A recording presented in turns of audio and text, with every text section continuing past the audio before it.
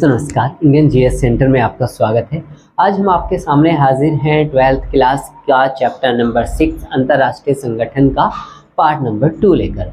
पिछले भाग में हमने पढ़ा था कि अंतर्राष्ट्रीय संगठन क्या होते हैं, इनकी ज़रूरत क्या पड़ती है, क्यों पड़ती है, और साथ ही हमने ये भी पढ़ा था कि यूएनओ क्या है, उसकी स्थापना कब हुई, कैसे हुई, उसके उद्देश्य क्या थे, कार्य क्या थे और उसके अंग कौन कौन से, इसके बारे में हमने अच्छे से पढ़ा था। आज हम शुरू करते हैं कि यूएनओ में सुधारों की क्या ज़रूरत है। यूएनओ में सुधारों की क्या जरूरत है? यूएनओ में सुधारों की क्या जरूरत है या यूएनओ में सुधारों की जरूरत क्यों है, इसके बारे में हम पढ़ेंगे। देखिए, बेसिकली जब यूएनओ में सुधार की बात होती है तो वो ऑटोमेटिकली बात होती है सुरक्षा परिषद यानी सिक्योरिटी काउंसिल में सुधार की। यानी यूएनओ में सुधार से सीधा सीधा अभिप्राय यूएनओ का जो सबसे छोटा अंग है और सबसे शक्तिशाली अंग है सिक्योरिटी काउंसिल यानी सुरक्षा परिषद, इसके अंदर सुधार की ज़रूरत होती है।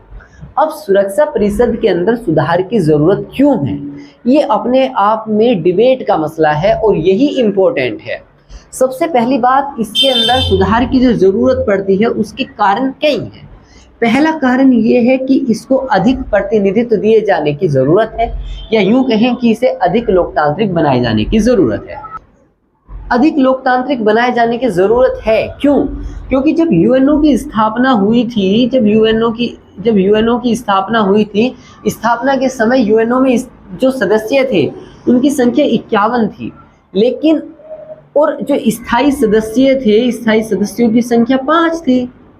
ठीक है, अस्थायी सदस्यों की संख्या से उतना ज़्यादा कोई फर्क नहीं पड़ता। लेकिन आज जो वर्तमान स्थिति है, वर्तमान स्थिति में यूएनओ की सदस्य संख्या 193 है और इस आधार पे देखा जाए वर्तमान में 193 सदस्य हैं, लेकिन जो मौजूदा स्थिति आज है वो भी स्थायी सदस्य 5 है। और जब ये बना था 1945 में, तब भी स्थायी सदस्यता 5 थी।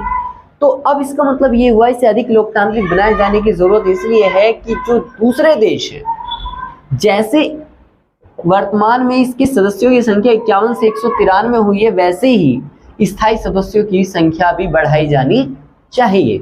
इसलिए इसको अधिक लोकतांत्रिक बनाए जाने की जरूरत है। दूसरी बात यह है कि इसे अधिक प्रतिनिधित्व प्रदान किया जाए, या यूं कहें उचित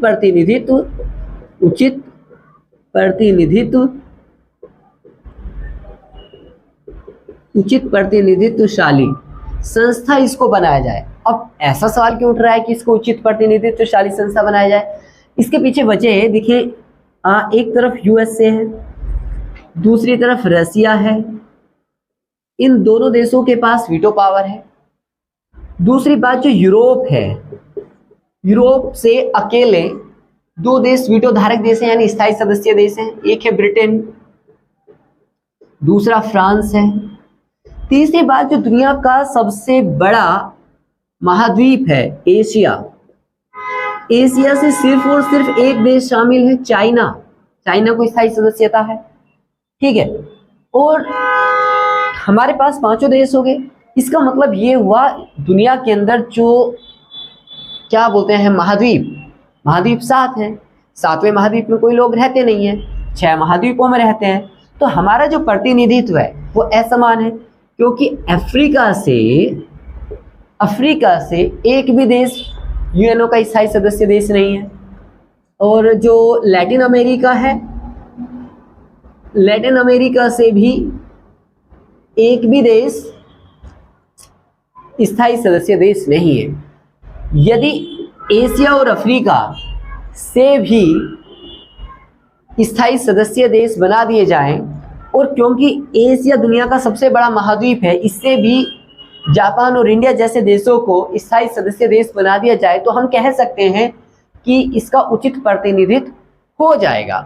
तीसरी बात यह है, जो सुधार की जरूरत, भाई वीटो को या तो समाप्त कर दो या दूसरे देशों को भी दो।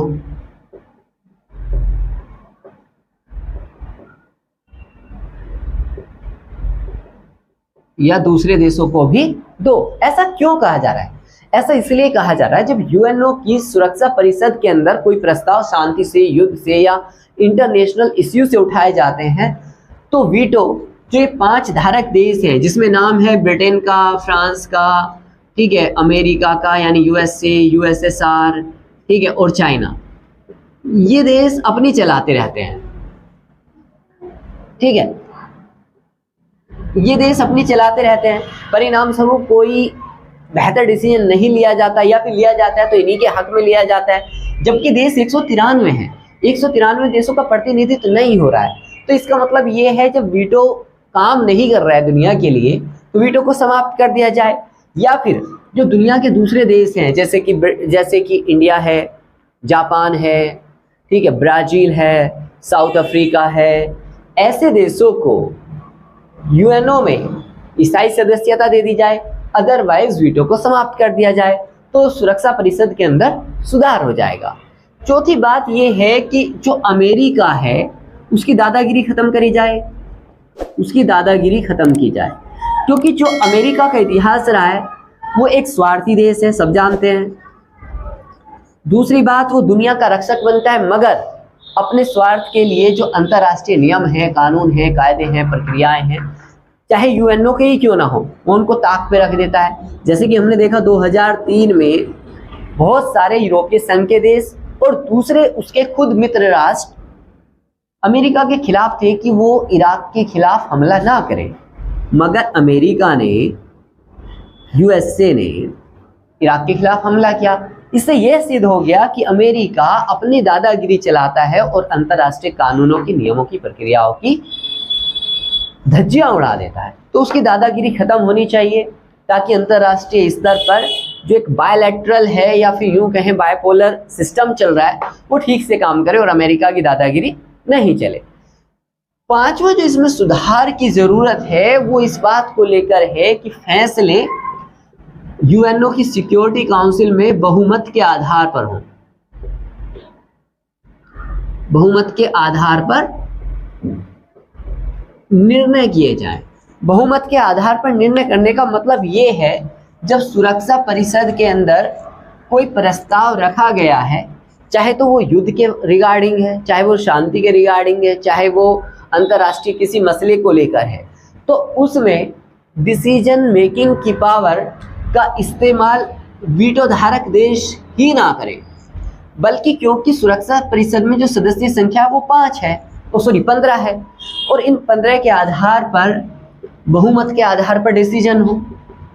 इसका मतलब ये हुआ कि अधिकतम लोग जो 15 सदस्य हैं उनमें से अधिकतम किसी मुद्दे के या तो पक्ष में हो या खिलाफ हो, तो इस आधार पर डिसीजन लिया जाए, ना कि इस प्रकार से कि 4 तो स्थायी सदस्य हैं वो किसी फैसले के पक्ष में वोट कर रहे हैं और 10 के 10 अस्थायी सदस्य भी, 10 के 10 अस्थायी सदस्य भी उसके पक्ष में वोटिंग कर रहे हैं, मगर एक वीटो धारक आता है और वो इसके अगेंस्ट कर देता है। परिणाम स्वरूप जो प्रस्ताव है वो गिर जाता है, यानी उस पर कोई कार्यवाही नहीं होती। इसका मतलब ये हुआ 14 देश मामले के पक्ष में थे, लेकिन फिर भी एक वीटो धारक ने आके उसके खिलाफ वीटो कर दिया और मामला खत्म। तो ऐसा नहीं होना चाहिए। बहुमत के आधार पर डिसीजन हो, मैक्सिमम वोट अगर किसी चीज के खिलाफ है या पक्ष में है, इसी आधार पर डिसीजन लिए जाए। ये था पूरा का पूरा कि यूएनओ में सुधार की जरूरत क्यों पड़ती है। आपको ये क्लियर हो गया होगा अच्छे से।